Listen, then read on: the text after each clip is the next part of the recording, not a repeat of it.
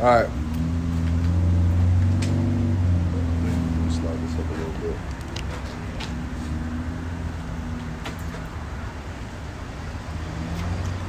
It's live. I know, it just don't. All right, there we go. All right, Shalom. We are Hebrew Israelites that come the truth of the Bible to tell the so-called blacks, Latinos, Native Americans that you are Hebrew Israelites according to the Bible, as well as those that are scattered into different nations, because we were scattered amongst the nations to the four corners of the earth. But before we get started, we want to give all praise, honor, and glory to Yahweh, and double honor to the elders and apostles from Apostle Har on down. Peace and blessings to the elect. So today's topic, we're going to kind of just go into pretty much Shooting yourself in the foot, lack of faith, Being a sluggard. and slothfulness, man. So all those things wrapped together, pretty much, apply both towards your life in the truth and your life in the world. Which really, your life is your life, right? Once you come to learn the truth of this, truth becomes your life. So there really is no life in the world, life in the truth. You know what I mean? To be honest, if you really want to get into it. So really, however you move is how you move. If you give anything your all, you should give everything your all. I would say this: you reap what you sow. What you put out is what you're going to get back. What a man thinketh, so is he. What a man thinketh, so is he. Look, bitch. The reason why I say this is because a lot of the plight of our people, right? We already know that our people transgress the law, right? You so-called blacks, Latinos, and Native Americans who was given the original covenant. You transgress the law, so curses have been upon you, right? But remember, that was also a choice, right? Everything in our life, the Lord tests us in every step of the way. He always gives us an option out. For every decision, there's always another option in the decision. You can go left or you can go right. There's always two paths. So I'm bringing that up to say most plights in most men's lives, most people's lives, if you will, are self-inflicted. You shoot yourself in the foot. Perfect example. Let's say there's a promotion that was posted on the board at your job, and they was like, anybody that wants to come to apply online, and then we'll call you accordingly, to see if you are, interview to see if you are eligible for the promotion. You one of them people that go, man, they ain't gonna give me that job. I'm not even about to apply because I already know I ain't getting it. Because you thinking about all the other people that you know applying. Like, yeah, I know bro and or not even if you Steve. worried about other people applying. The fact that you thinking in your head, because you are faithless, you don't have any self-worth, you don't love yourself enough, you doubt everything about yourself. So that's what you do. You sit there and put the vibration, you reach yourself, you put it out there that they ain't gonna get that. They ain't gonna hire me for that job. But guess what? You never even put yourself in a position to possibly get a yes or no, meaning a 50-50 chance, right? And as us men of the Lord, right, we already know that all things are governed and moved by the Most High. So by putting it out there that you're not gonna get it, just straight, I'm not gonna get it, it's basically also like a spit in the Lord's face, because it's like, yo, bro, am I not who I am? Did you even try to allow me to say yes or no? Or you just have it so in your head that you're not gonna get it? Oh, I know how my job is. They don't like black people. I know how my job is, man. That's nepotism. There's somebody who else gonna get that. Oh, I know how my job is. It's seniority. Not understanding that you don't even know how well liked you are at your job. You don't know if you would have asked months in advance or in an adequate amount of time when it first came about, you might have gotten this kind of response. Hey, man, you're not sure if we could, you might have gotten a response say, hey, we're going to let you interview because we see a lot of promise in you. We see you've been elevating and we see your growth over growth, your year-over-year, month-over-month growth. Actually, you're actually one of our top candidates. But you would have never known you was one of the top candidates. Even if you didn't get the job right then and there, they might have given you positive feedback saying, hey, on the next round, when the position comes back around, you're definitely going to be on our radar. But you would have never known that. What if your job looks at you the wrong way because you didn't even try? They're like, damn, we thought he was a candidate, but he didn't even think that he was himself. We don't want that kind of leadership in our building. We need people that's a little bit more sure of themselves, have a little bit more faith, go-getters. You'd be surprised how much stuff you inflict on yourself. And I'm talking, and mainly right now I'm talking to you men, right? Because you men are the ones who are holding up the world itself, if you will. You the ones who are the heads of your household. You're the ones who got to worry about the bills. laborers. The laborers. You are the hard workers. Not saying women don't work, but it ain't the same. Ladies, you'll never understand because you don't have to hold up the world. A woman can literally stop wanting to hold up the world, and there's a way for her to be bailed out in some kind of way. Either the government, another man, her father, her family. Most All times. the woman got to do is just dedicate her life to being a wife, and she'll find a man that will take care of her. And guess what? A good man always wants to take care of her. Why? Because it's in our nature. It's in our nature. But for a man to be a good man, a man is only what? In this world of today, a man is only worth what he can bring to the world. Yep. What he can bring to the world. Right? So, yeah, that's what I said. In the woman's eyes, I was thinking about. What he brings I was to the thinking world. about, just I'm not financial. just But to the world, you're right. It's just what he brings you to the world. You got to be valuable. You have to be an asset In some If you're kind of not- way. If you're not an asset to society, then you just take up space at that point. You're basically, you don't have any value in the world. So, for men of the Lord, and if you actually read the scriptures and you abide by the law, we are supposed to be confident. We are not supposed to have the spirit of fear. We are not supposed to have that feminine trait of faithless or doubting. We're supposed to be sure in the power of Yahweh Shemi Al Shah. And then when you literally are contrary to your purpose in this walk, the Lord will show you in a negative way that you're doing everything wrong. By not giving you what you actually desire. By not letting you get that promotion. By not letting you go on that trip. By not giving you that raise. Or by not getting you that new car because you was being a sloth in doubt. You was being a sloth with your faithlessness. You swear you know everything. Oh, I know my job ain't going to allow me to do that. Did you ask? I'm just saying I know how I work though. Okay, but did you just ask? Are you going to get in trouble for asking? No, but I already know. Bro, did you ask? Give yourself at least a fighting chance. Go ahead. 2 Timothy 1:7. For the Most High have not given us a spirit of fear, but of power and of love and of a sound mind. Okay? So the Lord has not given us a spirit of fear, but of power and of love and of sound mind. A sound mind means being sure, not doubting. Now, mind you, you're not going to get everything you want, but most of the things in this world today that men are going through are self-inflicted. Perfect example. I'll use another one, something on a lower level that most people who are in poverty, middle class, are going through something. Let's be realistic. You've been broke for the past 2 weeks. You got a job. You know your paycheck is coming on Friday. You're about to get paid, and you know all these bills you got lined up.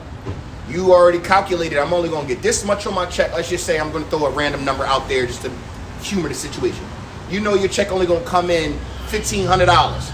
But you already know you got your car insurance, $300, car note, $300, water, gas, electric, this, and this, and you ain't got to pay your rent to the end of the month. So you just calculated, damn, I pay all of this, I'm only going to have like $400 in my name. You already are panicking and thinking, oh shit, I don't know if I could do this, I don't know if I can survive on $400. My man, you just went 2 weeks without any money. Any money. You don't think you can survive with no money until you gotta survive with no money. So now that you got $400 after you paid everything, if you paid everything, because most people, what happens is they doubt themselves and they try to hold on to the money. They'll let a bill go. They'll let a bill, oh, well, I'll pay this on the next month. Yeah, it's going to be double, but then you got a penalty and stuff. What that is what? Fear. Faithlessness. Instead of just saying get out the way. The money was a hedge of protection if you look at it the right way. Right. It's a tool. It's not your life. You were supposed to get that paycheck and knock out everything you could knock out. Boom. And then even if you only had $200 to your name, and then guess what? When that next check come around, you done knocked out almost all your bills. You knocked out 90% of your bills. The only thing you didn't knock out was your rent. Guess what? You got $200 to your name. Your rent coming. Your rent was only, mind you, I said the lowest number of $1,500. But we know, we know. So I say your rent is $1,000. Yeah, we know people get more money than that. We just give them numbers to give perspective. No, that's not true. Well, I mean, hopefully. I'm just us. I'm speaking. But yeah. Whatever. At the end of the fucking day, what I'm trying to say is, you put so much doubt and fear into the. Well, guess what? And that's more slothfulness. Because brothers that are living off of 2,000, knowing that per capita nobody in America can live off 2,000. What are you not doing for yourself? And that same person probably working on $30 35 20 hours a week, complaining about their job and not looking for a new job. Even if you're working Scared to move to a new job because they feel like they're not good enough to work at another job. My There's question is, people out here. you working 40 hours a week and you complain about money. How you working 40 hours a week and you complain about money? What you doing with it, with all the, I'm gonna give you another 20 hours. What you doing with an additional 20 hours a week? That's only additional what? 4 hours a day? 5 days a week? What are you doing with those other 20 hours? We understand that some people, let's say you work at a fucking dollar store, right? We just did the study on dollar stores. It's a second job. Shalom, brother. Right? We just did a study on dollar stores. The average person working at a dollar store was working like $8.65 or something like that, right? And you working there for 40 hours a week. Let's be realistic though. That's also still, but that's also still a choice that you made. Hear me out. Hear me out. The whole purpose of what I'm talking about is slothfulness and shooting yourself in the foot because of fear and doubt. You're not updating your resume because you're scared that you're not going to get approved at somewhere. Apply for jobs you don't qualify for. You're not applying to jobs. These jobs are going to train you anyway, most of the time. You're not applying to jobs because you have fear. You're not trying to better yourself because you have fear. You're not asking your job for promotion. You're not speaking up for yourself. Guess what? Closed mouths don't get fed. The Lord helps those that help themselves, or at least meets them halfway. What I mean by that is this. I can pray all day long, Lord, please make me rich. Lord, help me. Lord, I need more money. Lord, help me. But then help me lose weight. But I don't get up and get to work for anything. I don't get up and go to the gym. I don't get up and allow the Lord to teach me more discipline where I'm more in the gym, where I'm actually going to lose the weight, or I'm not trying to find a new job, or I'm not trying to get to that promotion. I'm not trying to do these things. Most people, especially you men, you shoot yourselves in the foot. You allow all the distractions around you to weigh you down. And what I mean by distractions is, what's most people always, mind you, most people talk a good game about discipline. No. Most people have discipline in some form of way. The problem, things that they want. The problem is they need to delete other things out of their lives to simplify their discipline. So if you have too many distractions around you that's stopping you from having a discipline, that's more of the issue, not the actual discipline. Because if you have this pulling you this way, that pulling you that way, this stopping you from doing this, that stopping you doing that, guess what? There's no way you're going to have discipline on this one thing when you got all these distractions. Delete things out of your life that are stopping you from getting to where you need to go. Whether it's people, places, things, lust of the flesh, whatever it is, stop. Prove that you love yourself and the Lord will bless your hands. Prove that you're following after the Lord and following after the scriptures, and He will bless your hands. But if you're going to sit here and doubt before you even try, I expect you to fall on your face. And no one should have pity on you because you didn't try. That's how you see it. Go ahead. Proverbs 20:4. I got a bunch. I got a bunch too right here. The sluggard will not plow by reason of the cold. Therefore shall he beg and harvest and have nothing. Perfect. So he's not going to work because it's cold outside. Or let's say that one brother that'll be like, yo, man, I'm trying to get better in shape. It's cold outside, so I'm not going to go for a run. I'm going to wait for the spring. But you're going to wait 4 months to start running, knowing you got to get ready in spring for the big run. Meanwhile, you go drive to work and you see Edomites outside running. With shorts on. With shorts on. Who fault was it? So now when you go to the race. So now the Edomites better than you, right? Okay.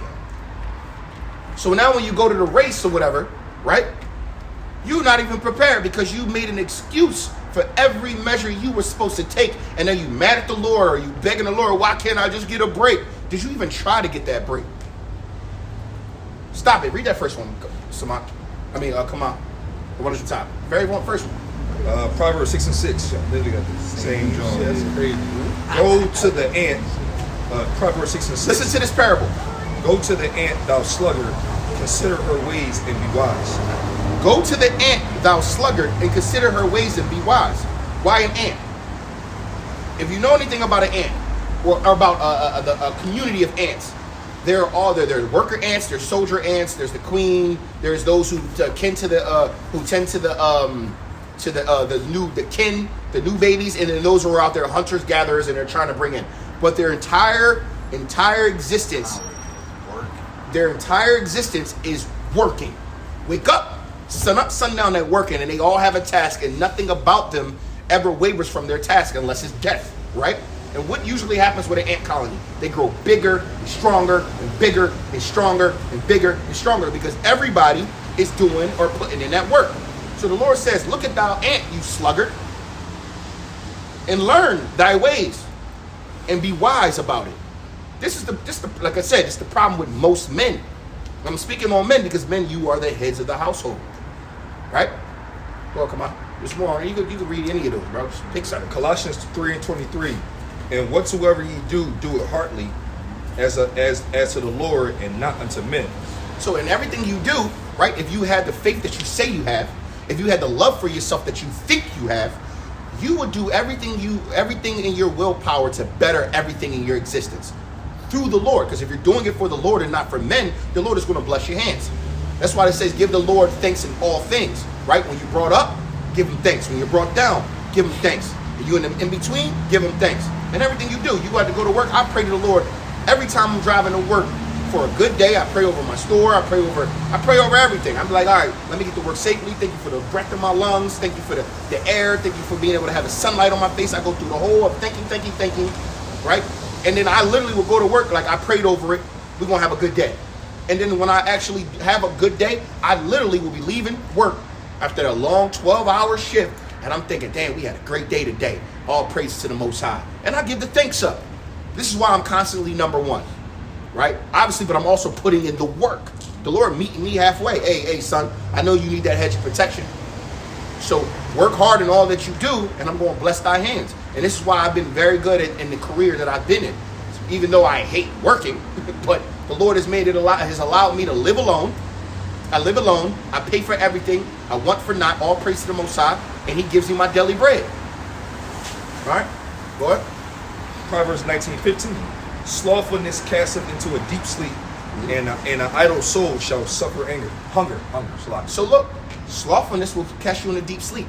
That deep sleep is delusion. Demonic possession. Now hear me out. You have so much doubt that you convinced yourself in your own mind that you really are not worth it, or you really cannot obtain it, or you're really not going to get faster, you're not going to get stronger, you're not going to lose that weight, you're not going to get that promotion, you're not going to get that car, you're never going to get out of the situation you're in. You're a sluggard. Have you tried to get out of your situation?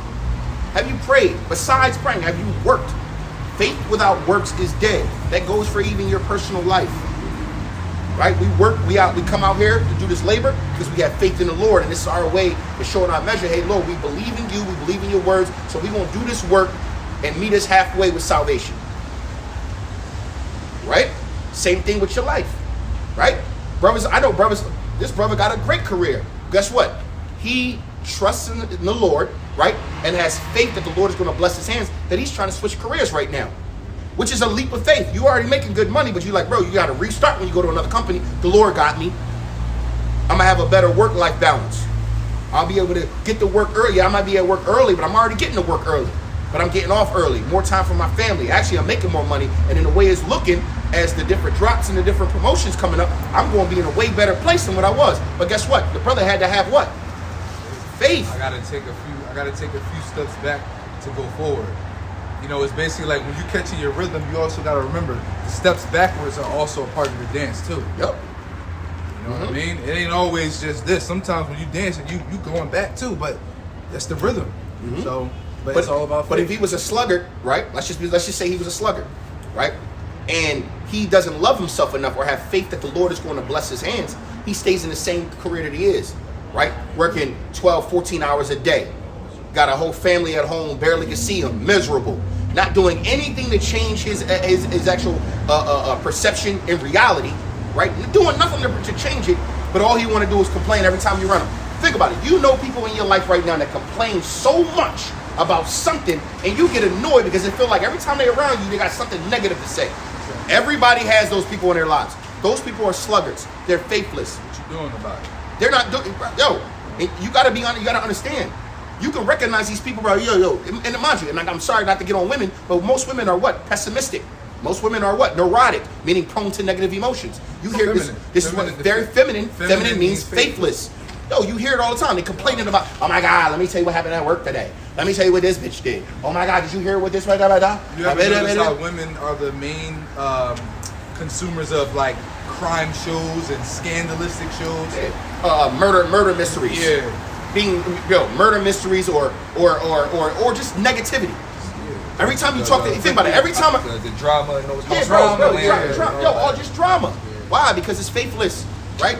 A woman will literally only worry about her beauty to try to trick a man into taking care of her, instead of understanding that, your beauty might get you somewhere right now, but that is not going to get you to where you want to really be, right? You got to understand, man, this is how people are, right? But for you men, who I'm trying to speak to directly, because you are supposed to be the heads of your household.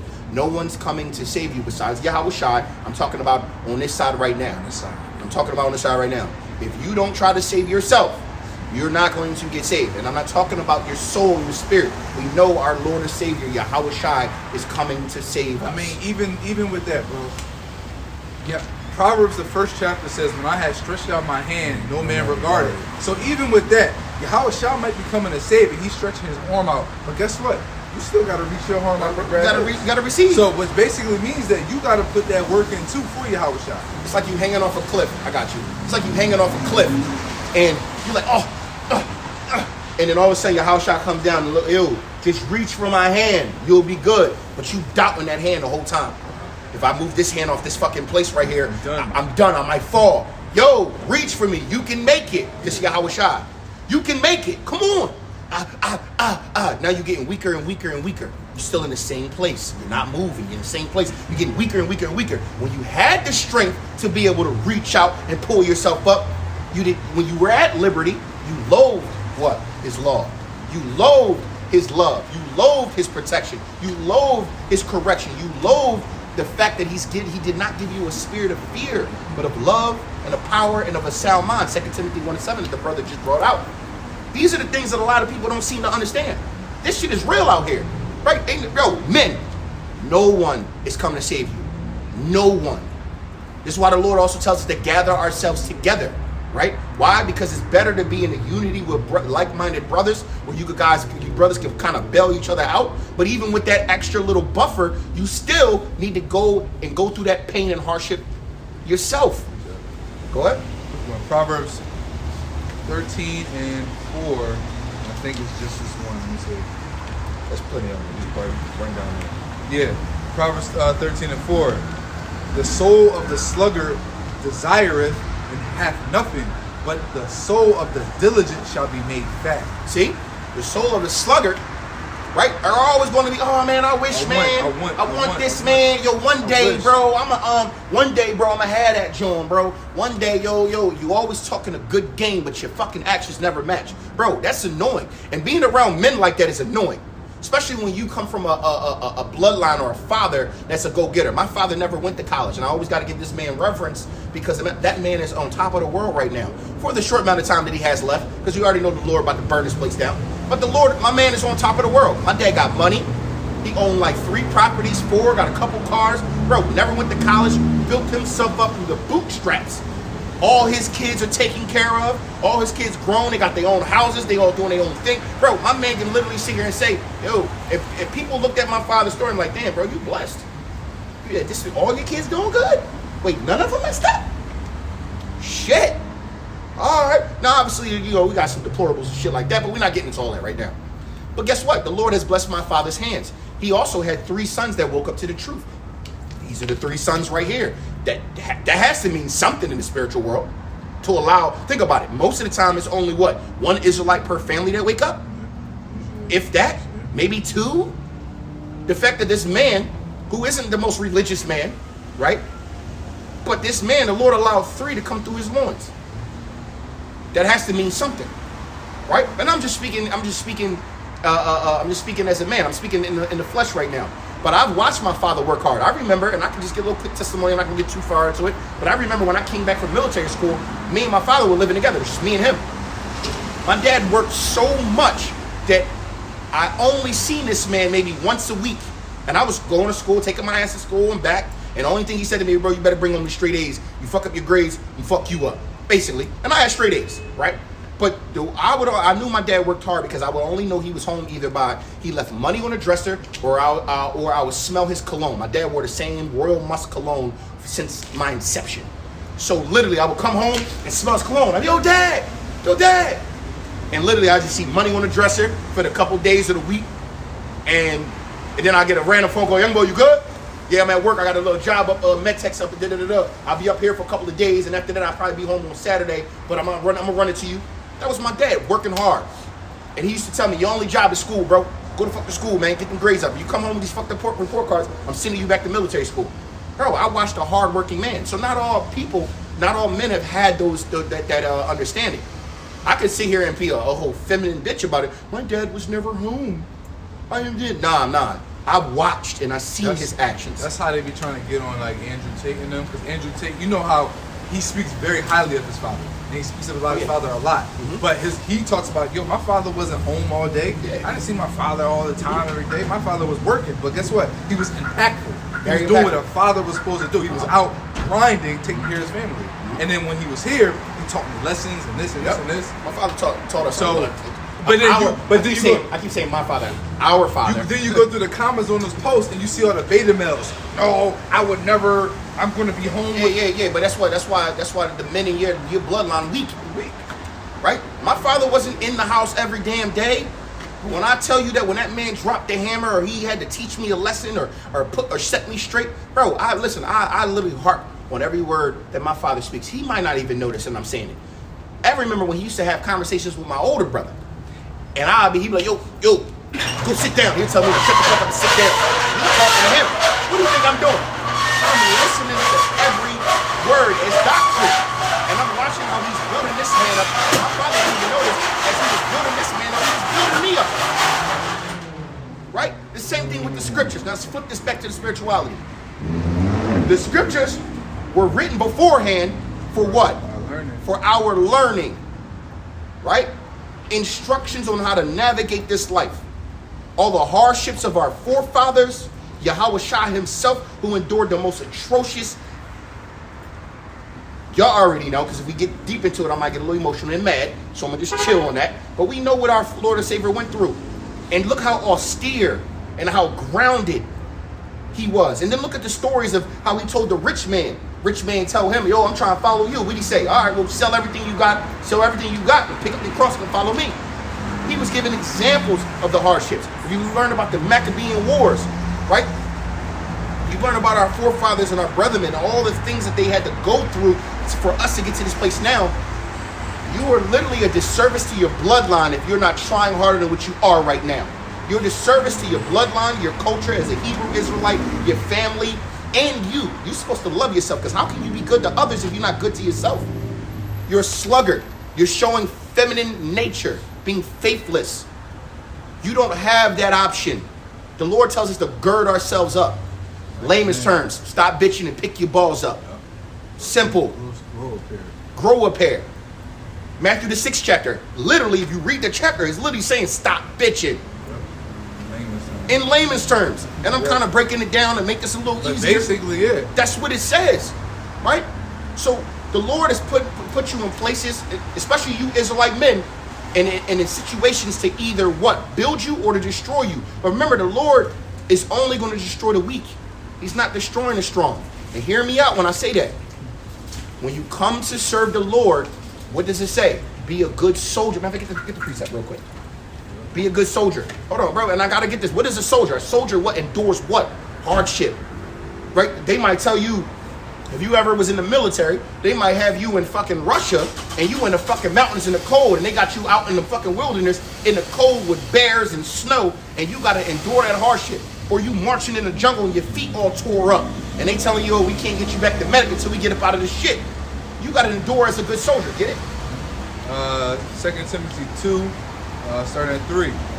Thou therefore endure hardness as a good soldier of Yahweh Shah Mashiach. No man that warreth entangleth himself with the affairs of his life, that he may please him who hath chosen him to be a soldier. And if a man also strive for mastery, yet is he not crowned, except he strive lawfully. Mind you, it says, whoa, and to break that down, it says, chose you to be a good soldier. Many are called, few are chosen. So if you are a brother and you woke up to this truth, you are chosen or woken up for a reason. With great power comes great responsibility. Not saying that everybody got to be out here as a teacher. You might just be out here on a comment board showing love and giving, and that love, what that brotherly love covers what? The multitude of sins. So even your work is just being on cameras, making sure brothers see that you watching. You picking up our spirits. That is also a labor of love. You got to understand, man, the Lord does these things for a reason, but be very locked in.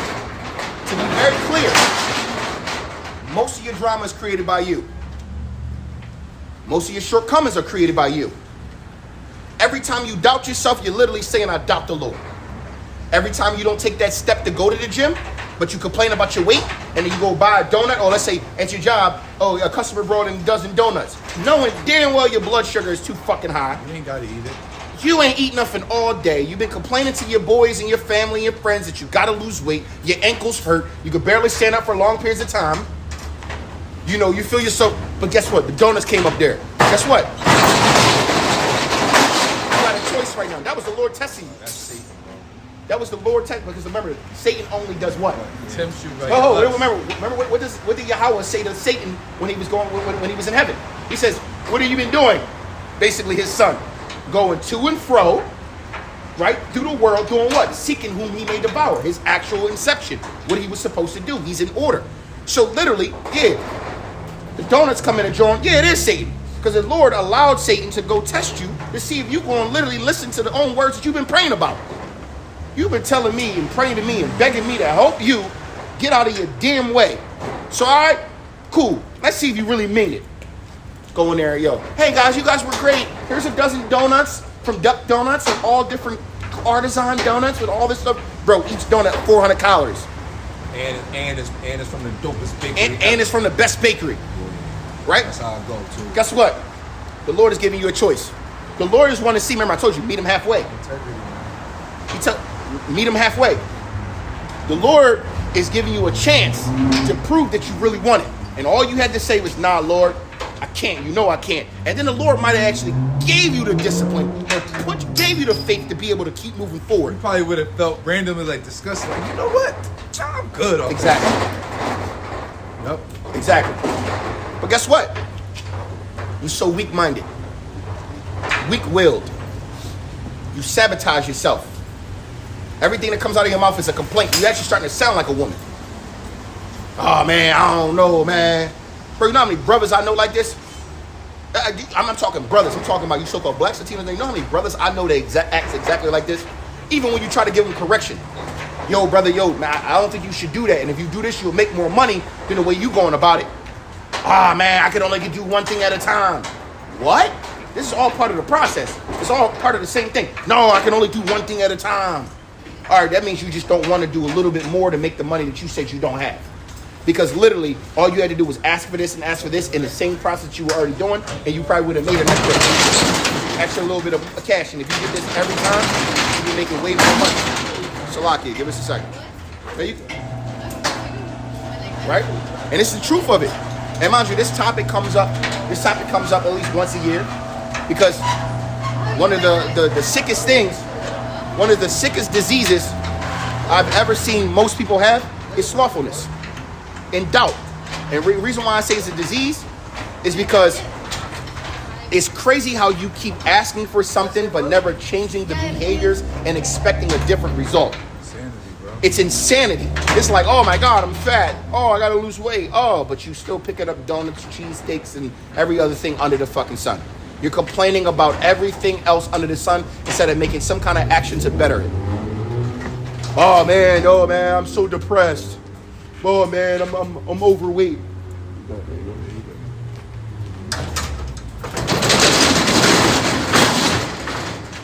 I'm overweight. Oh, my life this is my life is that. And oh man, I just can't catch a break. Feel like everything's always just going bad for me. All right, cool. All right, I hear you. I hear everything you're saying. I hear your complaints. Okay. All right, bro. So you're talking about losing weight, but I just got done watching you eat 2 cheeseburgers, French fries, and a milkshake for lunch. And that was the first thing you ate all day, because you came in the store with me, you opened with me. So I know you ain't eat nothing this morning, or did you? Or yeah. Oh shit, you might have fucking woke up, had a little oatmeal joint with some. Not even. I'm just saying. You always talking about your weight, but the first thing I see you put in your mouth is everything that's going to keep you at the same place you are right now. Okay, so what are we talking about? Eventually, it becomes what? A detriment to yourself, and then people around you don't want to hear it. It's like a person who always talking about getting rich, but never do anything about getting rich. Eventually, you're like, bro, I don't want to hear you talk nothing. Bro, every time I talk to you, you got a new plan, a new game, a new way you're going to do something, and you tell me you're going to do all these fucking things to get there, and then months go by, and like, yo, what happened? Oh, man, I ain't doing it no more, bro. I think I found something better. Okay. All right, look, I don't even want to hear it. Look, don't come talking to me about shit you got going on. I don't want to hear it. It's like a broken record, bro. You're not doing anything. You're showing me right now that you have no faith in the power that you say you serve. Right? I seen a video about money. And it was like, money is meant to be moving fast. And only people who move money fast actually make money. People who move money slow make slow money, so they really never really have money. That might have went over your head. No, it makes perfect sense, bro. I mean, when you talk to people who really get money and they invest, they moving fast. as soon as money comes in, their account, they moving it out. It's oh, they got paid? All right, let me put this over here, put this over here, put this over here, put this over here, and they let it go. They're not sitting on money, bro. And guess what? Their money is working for them. But people who usually don't have money, what's the first thing they do? They want to save it. Oh, Yo, man. usually people who really got money don't usually have money. What that means is, if you should look up somebody who really got paper, you look at their bank account, for the most part, they'll have some savings. You'll be like, yo, I thought you was really getting money. You only got 20K in your savings. Well, that's my emergency fund. But when you look at my portfolio, but if I wanted to borrow against or liquidate, I just got paid a check for 100K, and then what I did was I cashed that check and I went and bought 3 properties. So 100K going. Most people get 100K and will be like, just look at it every day. But little do you know is he might have spent that 100K, but those 3 properties that he put the down payments on, each property is worth, let's say, 500,000. So now he's worth 1.5 million. And then if he's smart about it, he can put that 1.5 million into a trust, borrow against it. Now he's worth the 1.5 mil, and he got 1.5 mil to play with. But technically in his bank account, bro, that's a whole nother game, bro. But that's how it is. That's another game. We ain't gotta get too deep into that. But at the end of the fucking day, you people who are sluggards and faithless, bro, you deserve everything that's coming to you. You deserve nothing. You deserve nothing because you're not doing anything about it. You must earn it. Everything must be earned. Every man. It literally talks about the kingdom of heaven. It's like, what does it say? It says the kingdom of heaven is like a city that was built upon a hill, right? And for an inheritance to get there, you got to go through this straight and narrow path with nothing but dangers on the left and right side. Anything that's worth anything, you got to work for it. If you're not trying to work towards something better, then what are you doing? Please don't complain to me. I'm not Yahweh Shai. I don't want to hear it. I can sit here and give sound doctrine. Hey, brother, I think you should probably do this. Now, mind you, bro, you just told me you trying to do this, bro. But you told me this 3 weeks ago, and I told you to try this. And did you try anything yet? Nah, man, I've still been thinking about my. All right, bro, I don't want to talk about it no more. Why? Because you just keep talking. Right? You like that instant gratification. People who talk about the things that they're trying to do, it's a dopamine hit in your head, almost like you did it and you really didn't do it.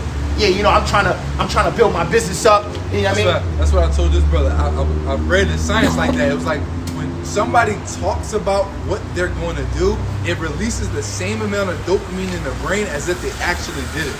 So that's why people who are like trying to make moves and they're excited, they want to tell everybody and talk about it because it's giving them that dopamine hit. And what's crazy about... But they never really do it. And what's crazy about all the rich people who talk, like Andrew Tate, they tell you to do what?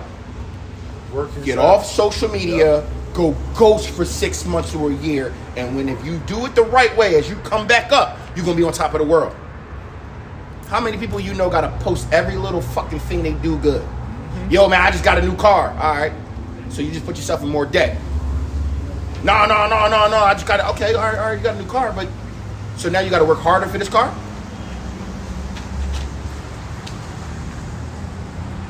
Now you got to work hardest for this car? I want to hear people tell me, hey, yo, bro, I just got a new investment property. Or, yo, I got a new investment. I did this, I did that. Oh, all right, you working smarter now. Bro, you got more, you got the Jackiana. I know, because you didn't put your phone on Do Not Disturb. You know? But at the end of the day, man, and mind you, I'm speaking to myself as well. But see, the thing is, the thing about me, right, is I'm a self-evaluator. When I do something wrong, you really don't got to tell me I did something wrong. I literally will evaluate like, damn, I should have did that. I should have did this. Fuck. All right, you know what? Now, if this come back down to hurt me, I already know this was in me. And I pray to the Lord, yep, I made that bad decision. I know you was trying to show me something and I took the wrong path. Please take it easy on me. Scripture says, a spiritual man judgeth all things, but of no man he is judged. Right? Mhm. Not meaning that a spiritual man is above judgment or correction. No. This means a spiritual man is, like you said, self-evaluator. You always going to check yourself before you even give somebody the opportunity to check you. Mhm. Now, that's not going to happen 100% of the time, but a spiritual man see of all things spiritual. He's always evaluating, circumspect, Yep. being prudent. And the main reason why I keep bringing up money, because I'm pretty sure this is the plight that most of our people are in. Most of our people, remember, the game is rigged against you, so I expect you to be, mind you, we're doing okay. Like, we're like upper middle class at this point. But it's still because of the inflation, everything's going up in price. We got to this level thinking it's going to be grass is greener, and it ain't. We still have to work. We still got to work. If I don't go to work, shit is going to crumble. Even if we're making okay money, decent money, like we're not struggling, but if we don't go to work, then shit going to start getting looking crazy. Exactly. You might be one paycheck or two paychecks away. Like the average person is one paycheck away from being broke. The average we might American, be two paychecks away from being broke. The average American is about one paycheck away. Like, and mind you, this also goes for rich people too. We just came back from Thailand, and I literally, because I don't get PTO. I got an arrangement with my job where I get paid extra for no PTO. So I took basically a week and a half off with no pay. So that shit hurt, and I'm kind of like, I'm tumbling trying to get back into the groove of things, but that's just the reality of what it is, man. Yeah, and I would say I'm a little bit better than that. Like I came back and I really didn't miss a beat. It was more like, all right, I didn't pay these bills. Let me pay them real quick on my next check. I paid these bills. I didn't want to tap more into my savings because I was using a lot. But other than that, brothers. But I also remember we already had these conversations over the years, bro. The Lord blessed me with this. Why? Because I didn't bitch and complain, and I showed proof of my measure by not bitching and complaining, and literally with faith, literally, and was active with it. I told y'all I was fucking literally jobless. I worked for a company for 10 years, got laid off. Technically I quit, but laid off, you know what I'm saying? And it was out without a job for 9 months with a mortgage and everything. Mortgage got up to like $15,000. I owed everything. Guess what? All of it's paid back. Everything's back to 100, and the Lord did that because I didn't bitch and complain. I handled business the way the Lord told us to handle it, and I had faith. I said, brother, I know we are, and I don't want to keep harping on it, but brothers used to ask me, yo, you good? Because I never said nothing. I used to go to camp like, and we knew the situation, but you never heard. You never heard me complain. I didn't ask nobody for nothing. It wasn't no like, yo, can y'all give me some money to pay? Bro, I was like, no, I'm good. I'm not going to burden brothers. I'm going to just keep staying faithful, and I know the Lord going to get me up out of this. And guess what? He did exactly that. This is why I'm speaking in this testimony to just say, like, yo, it is not as rough as you are making it. It's not as bad as you are making it. Now, mind you, some people are just lack of knowledge, right? But that's even a choice. You have a phone in your hand. You can literally use Perplexity, ChatGPT, or any other fucking AI, plus Google, and you can learn a new craft, right? You want to learn a new language. You can do it online. You want to learn how to make money. You want to learn how to grow. You can learn something new.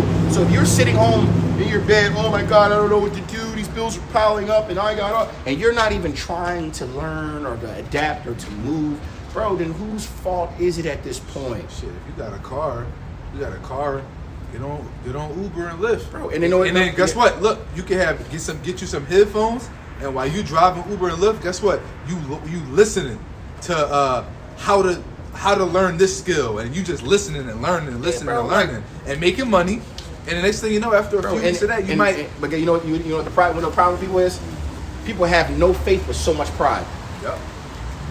Let that sink in. You got no faith with so much pride. Oh, I ain't working no Uber, no Lyft job. See what I look like. I ain't working at McDonald's for nothing. Nah, bro, you ain't got no money to your name, bro. And you worried about that? You got all this pride about how you be seen, but you broke. Isn't it worse to be broke than to be seen at a McDonald's? Am I confused right now? Shit, because if you work at people see you work at McDonald's, they want to assume you broke because you work at McDonald's. But if people don't see working, you be like, no, man, I'm a little entrepreneur. I got some things going on. You can fake it. Yo, people like, yo, I'm gonna come watch the game at your house. Your electricity off, your heat off. You've been living, you've been under like 10 blankets and shit, but you don't want nobody to come to your crib because you're scared to work because you got so much pride.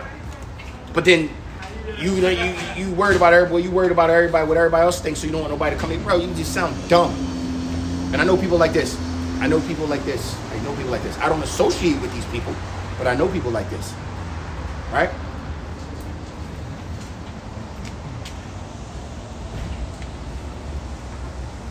Proverbs 21 and 25. The desire of the slothful killeth him, for his hands refuse to labor. Ooh, shit. Read it again. The desire of the slothful killeth him, for his hands refuse to labor. So the desire of the slothful killeth him. Now, mind you, what does that mean? Your wants, your needs, your desires are going to eat you alive. It's like a person who's depressed and is sitting on their couch complaining about being overweight while eating a big-ass bowl of cereal. Sitting with, I'm so tired. Oh my God. Put the fucking bowl down. Your desires killing you. Why? Because you want something that you're never going to obtain because you're putting no work towards it. No work towards it. Bro, most of you people are shooting yourself in the foot, and I hope this pierces your heart and your spirit deeply. Because if I see you this way, how do you think the Lord sees you? When the Lord's eyes are brighter than the sun, beholding everything. The Lord looks down at his children like, oh. Well, think about it. Let's say you got a kid, and let's just flip this. You got a kid, let's say you got 2 kids. You got 2 sons. No, 1 son, 1 daughter. Right? Your son goes to school every day. Make sure he's getting his good grades. He's working toward it. He's in the sports, so he's working out and all that. But your daughter, right? She go to school, but she's always making excuses for skipping class or skipping school, and she's a deplorable. And you try to give her correction, you try to tell her what to do, but she's all, I'm dad, you don't listen. She's one of them fucking Gen Z kids that you just can't fucking say nothing to, right? As a parent, how you gonna feel about your 2 children? Don't sugarcoat it. You're gonna look at your son like, see, this is exactly what I wanted. You're gonna look at your daughter like, man, bro, this motherfucker, man, it's always some shit with this motherfucker. Man, you're gonna have so much disappointment. You think the Lord ain't looking at us with disappointment? You think our Father in heaven is not looking down on us with disappointment on the dumb shit we do, say, and how we act and how we treat ourselves? Remember, the laws were given to us so we could have what? Life. Everything contrary of the law is leading you to what? Death. So he's like, yo, bro, seek ye the kingdom of heaven first, and then everything else should be added on to you. Why the fuck are you not listening? Why can't you just why can't you get this right? Oh, but Lord, help me. You just want me to do everything. It's easy. I seen a video the other day, and it was talking about a moth. And it was a moth on a tree still in its cocoon. And it was a little slit in the moth shell. And literally he said, this is how God sees his children. And bro, it was most profound. It was an Edomite too. So I was like, this is a little profound for me. And he says, I can easily take this knife and make a bigger hole so the freaking moth can come out and survive.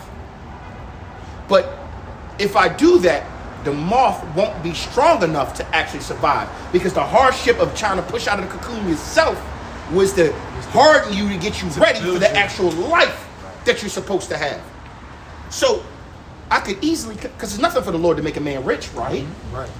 You could just fucking play the lottery. You could just play. The Lord put the spirit on you to play the lottery. You hit the lottery, boom. But you didn't boom. earn it, so that's what you usually do with that money. You're gonna spend it all. Gonna fuck it up. And you probably destroy yourself. But he used this moth, and it was the moth. And he said, see that little hole right there? That means this moth is strong enough to break out of this thing. It's going to be difficult. They got to go through it. It's going to be painful. They're going to have to wiggle and claw their way out and try all their strength to get out. But by them clawing and trying and clawing and trying, by the time they finally break out, they'll be strong enough to be able to endure life and flourish. But if I was, this is the Most High, if I was to sit here and cut a little bit slit open to make it easy for them to get out, within the year they'll die. I seen that and I was like, yeah, I agree.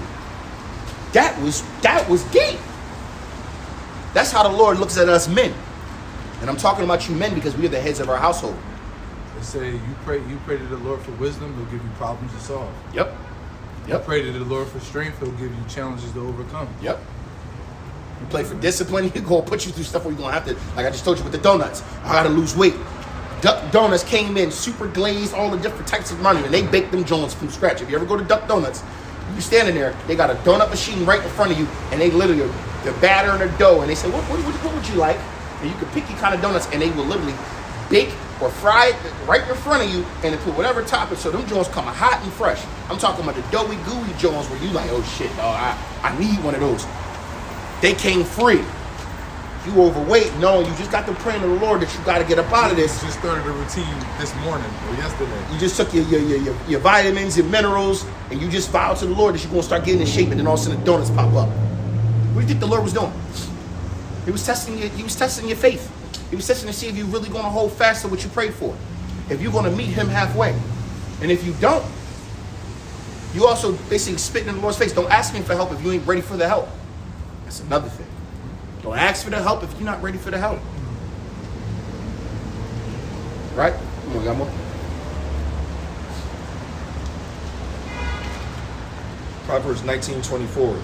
A slothful man hideth his hand in his bosom, and will not so much as bring it to his mouth again. Proverbs, Keep going.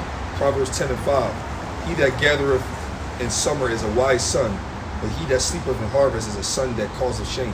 Yeah. Why? Because remember I just told you about the mother. I mean, you got a son and you got a daughter. Your son is doing all the things you told him to do. He's going to school. He's getting his grades up. Blah, blah, blah. So you see his life starting to flourish. And you got a daughter who don't listen to anything. Gen Z. Everybody's against her. All she do is complain. Everything is, oh my God, she going getting bad grades. My teacher don't like me. That's why she failed me on purpose. All right, did you study for the test? Did you turn in the work the right way? Did you do this? Did you do that? Did you do that? Bro, you making all these excuses on why everything is going wrong in your life, not understanding that everything that's going wrong in your life is self-inflicted. That's most people today. So before you sit here, and I'm speaking to you Israelites, you so-called blacks, Latinos, and Native Americans, before you sit there and complain about something, first self-evaluate the complaint. That's why I hate sometimes when, the Lord jacking me up. How the Lord jacking you up? Man, let me tell you how I was at my job the other day, and I remember they told me if I'm late one more time, they're going to fire me. But let me tell you, I was only late like 2 minutes, right? And then they fired me. I'm like, yo, I'm only 2 minutes late. Bro, did they give you a fair warning? How many times was you late? You telling me you was late 5 days in a row, and then your job allowed you, so one day was 30 minutes, another day was about an hour, another day was 15, and then they finally came to you and say, yo, bro, you late one more time, we're going to fire you. Just so happened that next day you late by 2 minutes. You thinking because it was the shortest amount of time that it's ever been late, you thought you can slide with that. I'm fired now. Oh man, the Lord jacking me up. That was self-inflicted. Stop it. Don't even want to hear the shit. I don't want to hear the pit. No pity here. No nothing. No nothing. Because literally, bro, you could have just woke up 15 minutes early to get there 15 minutes early. Wake up 15 minutes earlier or leave 15 minutes earlier. Or, matter of fact, I got an employee right now that works for me. And I gotta say this, at my job, there's money to be made, right? I paid them hourly, but commission on everything they sell, right? Literally everything. Anything they put their hands on to sell, they get a percentage of it, right? I have some employees in there that's making 8, 9, 10 grand a month, and they making money hand over fist. Then I got those who are making so little money that, guess what? He just told me yesterday, yo, bro, it's going to be a little hard for me. I'm not quitting and nothing like that, but I got to pick up an overnight job. And I looked at him and said, what? What you need an overnight job for? He said, man, I just need more money. I sat there, mind you, bright and early in the morning. I'm like, oh, my God. Let me try to get his brother some wisdom. Because I hired him because he is a brother. Yes, I do use nepotism on my own side. Yes, I do. Most of them, basically 98% of all my employees are a man of color. Yes, nepotism, but also because they are deserving. They don't get a chance. I, as a Hebrew Israelite, I try to give our people chances. So when I speak about this kind of stuff, I'm telling you this is real. Brother tells me I got to get an overnight job. I said, doing what? I'm going to be working at a Wegmans, stocking food and stuff in the warehouse. I said. And I looked at him and I was a little dumbfounded because I can literally tell you I got another employee, just got paid yesterday. He come, yo, bro, my commission check came in, $7 grand. I was like, yo, I told you, bro. Yo, this is the most money I ever made. This is not even my hourly rate. I said, I told you, bro. He's like, yo, man, thank you so much for the opportunity. The other brother been here way longer than him. His commission check came in. His joint was like $1,100. $1,100 ain't gonna really help you. So it's $7 grand, $1,100. Now you got to get a second job. You know what I did? I tried to teach him on the spot. I said, yo, man, have a seat. I set him down, and I gave him some direction. I said, hey, look, I know you don't like authority, because this brother, he always like has something like, anybody that listens to me usually makes more money.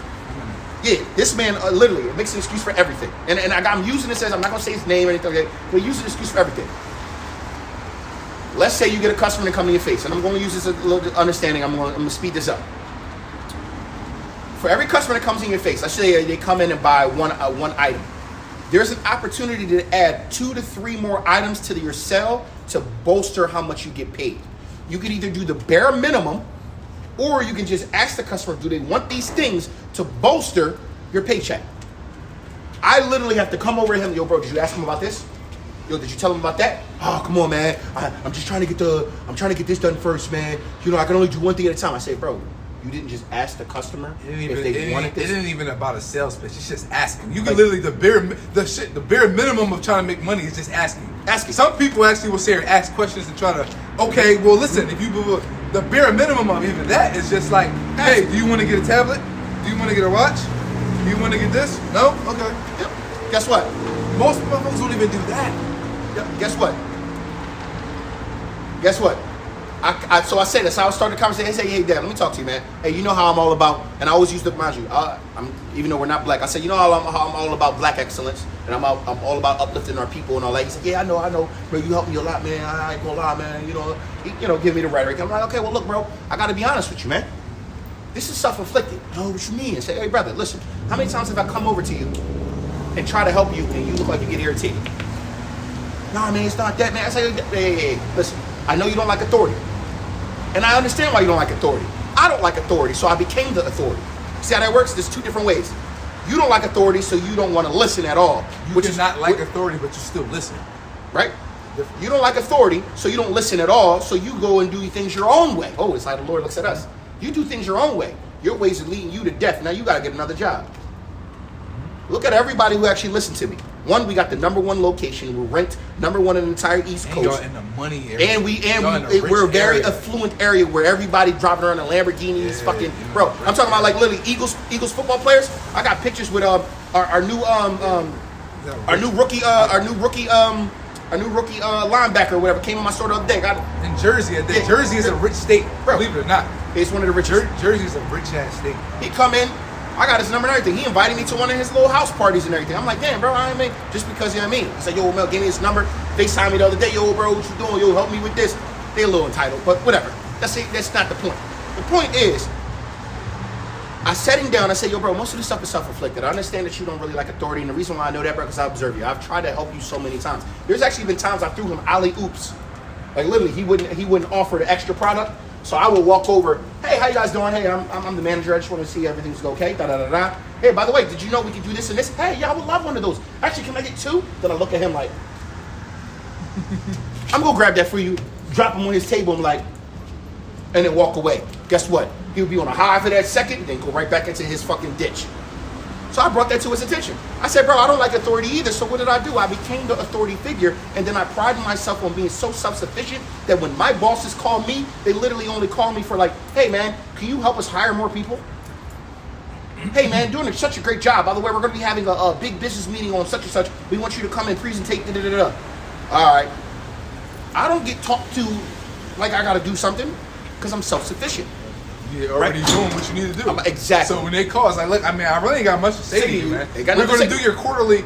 I mean, I really ain't got such. You're doing great, man. Hey, man, your year-over-year growth is, yeah. Hey, man, can you just send me your action plan? And I think we're going to get you to presentate that at our next big business meeting. We just love the way you're doing things. Oh, yeah, I got you. I can do that. That's it, right?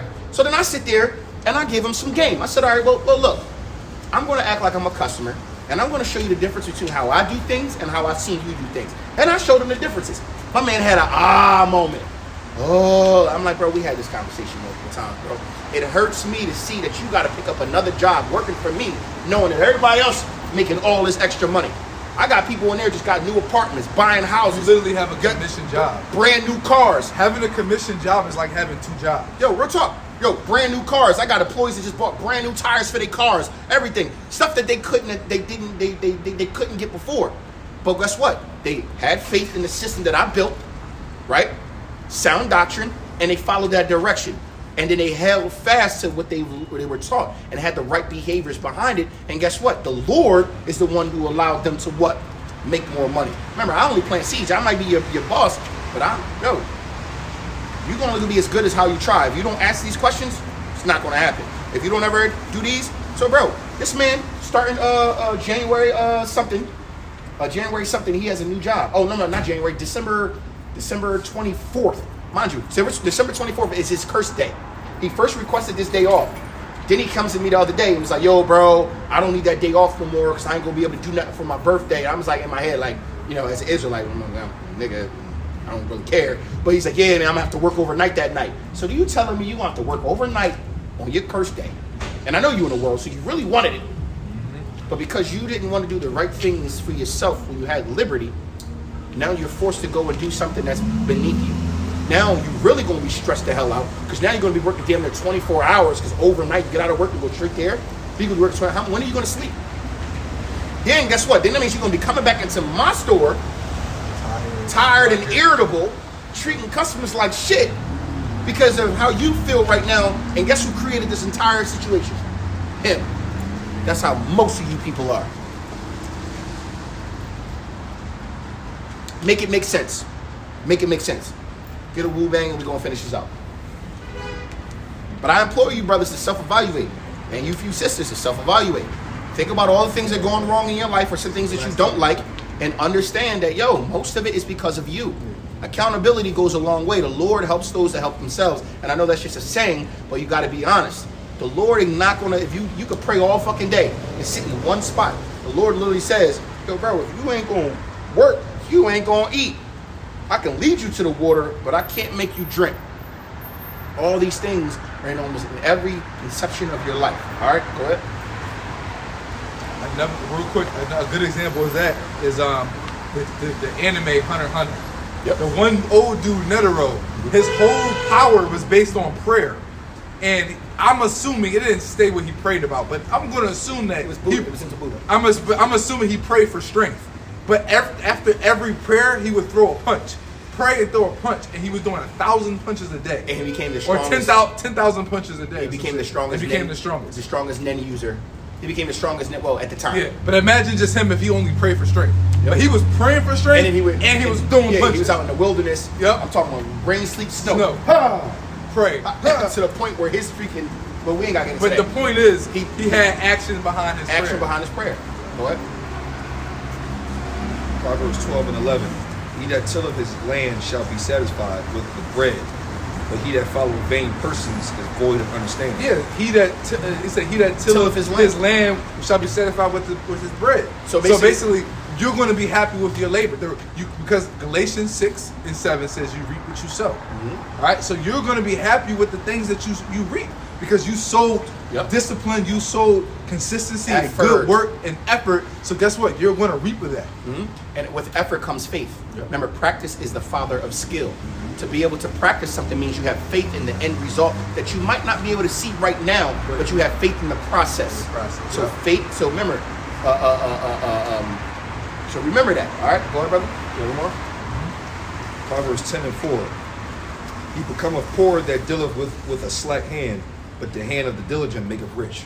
But the hand of the diligent maketh rich. This is why you hear it, mind you. Now, mind you, no one's trying to get rich because we already know what it is to be rich in this world. To be rich in this world, you get up too high, the devil is coming for you, and he has his eye on you, And that right? rich goes into more than just But when we talk about being rich, I was going to say that. Yeah. When we talk about being rich, we talk about being rich in faith, right? spirit, Becoming fearless. wisdom, Because being rich in knowledge. faith will make you fearless, right? Think about the generations of old. Look at the men of old. Look at all the men who followed the Lord. They all died, atrocious deaths, knowing that there was a sense of death going into a certain city. Just read the book of Maccabees, Yep. bro. Right, that's why I said the Maccabean Wars. Yo, bro, Or the fact you're talking about the brothers. The brothers, they the were watching each other get skinned and boiled. boiled alive, Yep. and they was like, they was like, yup, Yeah, I'm next. I'm next. I'm next. But guess what? Just want you to know. Yup.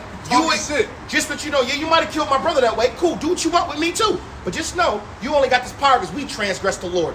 You ain't got no power over us. Yep. And they was that bold watching their brothers get skinned and boiled. And their mother was sitting there bold too, like, bro. So you know, The Spirit of the Lord was the heavy Spirit back of the then, Lord, bro. bro. The Spirit of the Lord is heavy on those who are what? Who work for it. Worthy, man. Practice is the father of skill, or if you got to put action to for every action, there will be a reaction, right?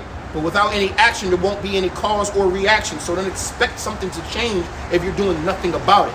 You could pray all day. The Lord might say, okay, my son, okay, little sis, okay, my daughter, I'm willing to give that to you, but are you going to show me that you're that you're worthy of it? Are you going to put in some kind of work to show me that you are trying your hardest, and then I will make it easy for you? Sometimes the Lord just wants you to try. He might make you. You ever see those memes where the boy they digging for diamonds, and the one person give up, and the other person just kept going, and he finally hit gold, hit all the diamonds. It's the same thing. The Lord might make you suffer and go through it because He just Long time, too. it might because everybody is on measure. The Lord might make you push, and you might feel like it's immovable. Little did you know, if you look down, every time you push, a centimeter was being pushed back. But you kept trying. Finally, you got so strong pushing, you pushed through the wall, and you broke into all the things that you've ever prayed for. And then the Lord looked at you and go, I've been wanting to give it to you. I just wanted to make sure you was worthy. All right? So with that, Lord willing, this was edifying. We want to give all praises, honor, and glory unto Yahweh. The line said elders and apostles. Shalom.